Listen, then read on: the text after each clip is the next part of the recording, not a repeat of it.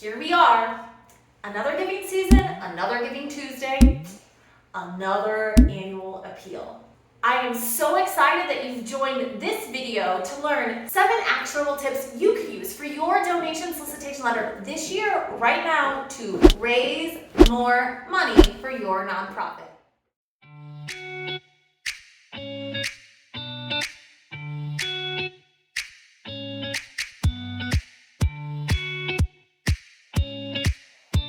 Hi, I'm Kelly, the nonprofit marketing nerd. I teach nonprofits how to level up their marketing and storytelling online. If you haven't already, make sure to subscribe below so that you can get weekly tips straight to you on how to level up your marketing and storytelling online. I am so excited today to share with you tips I've actually used as a development director to not just bring in more money, but to actually 10x my annual appeal, 10 times more money, 10x my annual appeal letter for my nonprofits, and I am sharing my secrets directly with you. And again, if you haven't already, subscribe below and stick around to the end where I'll be giving you a great juicy resource you can use for your annual solicitation letter. Tip number 1, and honestly, I am just shocked by what an easy win this is to make sure to include a color photo. And I would go so far as to say you should make sure for a rock star annual appeal letter, make sure to include at least one photo above the fold. So on the top third, have someone's face, eyes, it then becomes not just a piece of paper, but a way to connect with your organization. So you need to have an actual picture of an actual person that's in color on your solicitation letter and above the fold. Kelly, I don't want to spend money on color. Can't I just send it in black and white?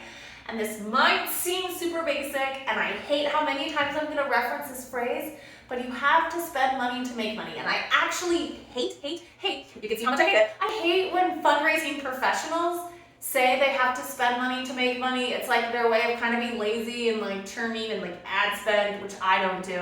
But when it comes to annual appeal solicitation letters specifically, it really has to be in color.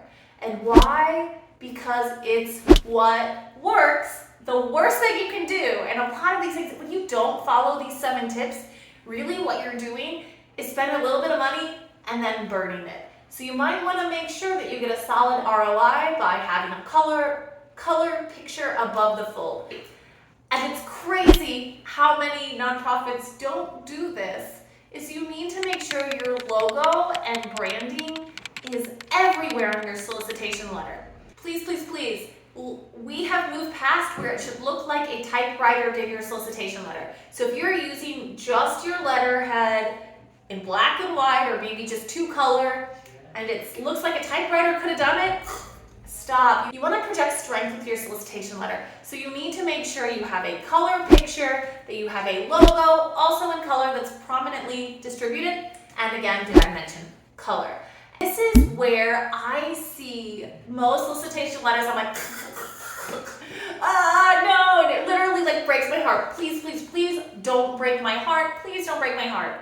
I see so many nonprofits spend the resources and time and money on printing, and then they use it to summarize every single activity they've done, all this generic stuff, blah, blah, blah, blah, blah. This is the year we were founded. This is what all the people we serve. This is all the stuff. A little background on me, I am actually a writing major and have written and have a background in acting. And one of the things I remember in one of my college creative writing seminars that I find out that I use all the time in nonprofit marketing and fundraising is only through the specific can something become universalizable. And please, when you think about fundraising, especially with your donation solicitation letters, you need to tell a specific story. Why? Because that's how everyone connects with it. The more facts and figures, the solicitation letter is not a summary that you need to justify your existence as a nonprofit. It's your way to connect with your target audience, which here is your donors.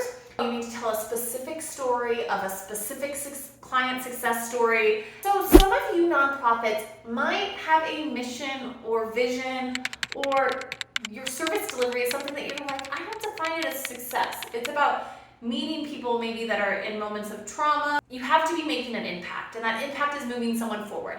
Now maybe the success story isn't, we all want these stories of this person had nothing and now they're the president, right? And maybe it's just this first little step. So I want you to hear the difference between the summary of versus an actual story.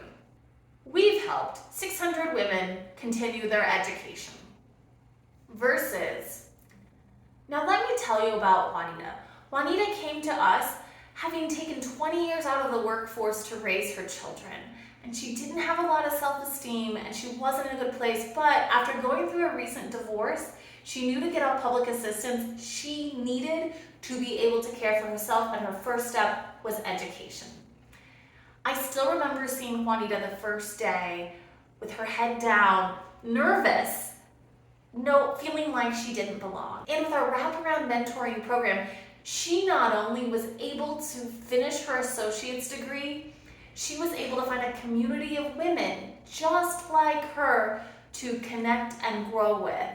Juanita now is a case manager, partnering with other women who are in the same place in life she is to help them find the same success she did. Okay, again, I don't know Juanita, that she's not a real person. I don't know the organization. As you can tell, I was probably making it up as I was going. But you can feel the difference between that random number and a specific story. Ideally, it should be an authentic, real story of your client, volunteer, whatever, that shows some success. But with that specificness, you're going to tell a story that wraps someone in. And that's the biggest way nonprofits go wrong. Now, before we get to the next tip, please do me a favor and like this video for the YouTube algorithm and subscribe so you can continue to get tips just like this straight to you weekly with me, Kelly, the nonprofit marketing nerd. And now for tip number 5. It's kind of referencing back to tip number 4, but it's super specific. I want you to do before you spend the money, and it's so funny how we don't have time for that. I hear that all the time from nonprofit professionals that will spend thousands of dollars on a mailing that kind of stinks, but they won't spend 40 minutes doing some of these things, or a couple, or maybe another hour getting a story. So this is what I want to challenge you to do. Telling a story is a craft, and one of the ways you know it's a successful story is it gives people goosebumps. So I want you, again, tip number 5 is to do a Goosebumps Test. What you need to do is find your story and give it to 4 random people that don't really have a skin in the game. Don't give it to the program director that personally knows Juanita and say, is this a good story? What do you think? Not productive, okay? Give it to 4 random people outside your organization, have them read it, and then just say, what do you think? And if any of their feedback is like, oh, she seems nice, it's not emotional, it's not goosebumpy, then that storytelling failed the Goosebumps test. Now that doesn't mean that it's the wrong story to tell. 90% of the time you can make anything a heart-wrenching story. It's that you haven't perfected or really honed in your craft as a nonprofit storyteller to get a donation. So what I would recommend doing, keep that story, rewrite it, and keep in mind, again, the tip about storytelling, only through the specific can something become universalizable. And 9 times out of 10, if you're telling a story and it's not working, it's not specific enough. You need to capture a specific moment within that story where transformation happens. And make sure that is captured, and then do the Goosebumps test again until you get that solicitation letter to a place where you know it's going to be a solid ROI. Tip number 6 is to do a direct ask. Blah, blah, blah about Juanita, yada, yada, yada, transformation, yada, yada, yada, success and warm and fuzzy and future. The work we do at the law, we're able to help thousands of women like Juanita each year transition to self-sufficiency through education and mentorship.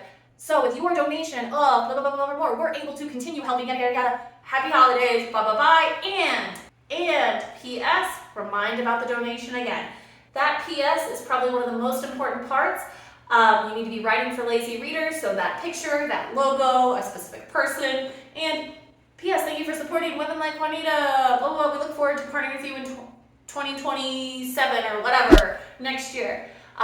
So do that direct ask and then repeat that direct ask in the P.S. Please, please, please don't say, P.S. our annual report's coming out in February. Do not waste that P.S. on anything other reinforcement of the story or reinforcement of the donation ask. Finally, tip number 7. If you followed all of my other tips, you are 90% of the way there to a successful donation solicitation / annual appeal letter this year. Making sure it gives goosebumps, it's in color, it tells a specific story, there's a direct ask, use the PS appropriately, and finally, how you send the letter matters.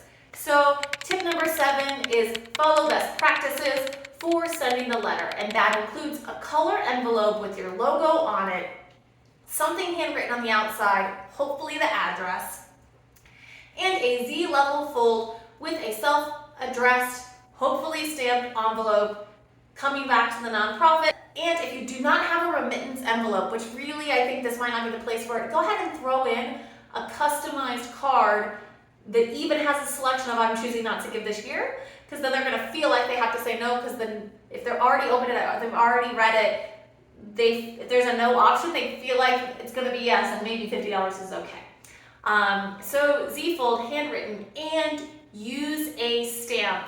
I see, especially I think in a post-COVID world, we are craving personal connection. And if you can put stamps and handwritten on all your solicitation letters, that's when you get to those 10 times more money annual appeals. If it's all the right things outside and inside, but it's better to do it well for your top segment of donors, whether that be your most engaged or their highest givers, than to not do that at all, because you're killing your response rate whenever you make it less personal. I am so excited to offer to you not just all of these free tips, but a free downloadable checklist you can use.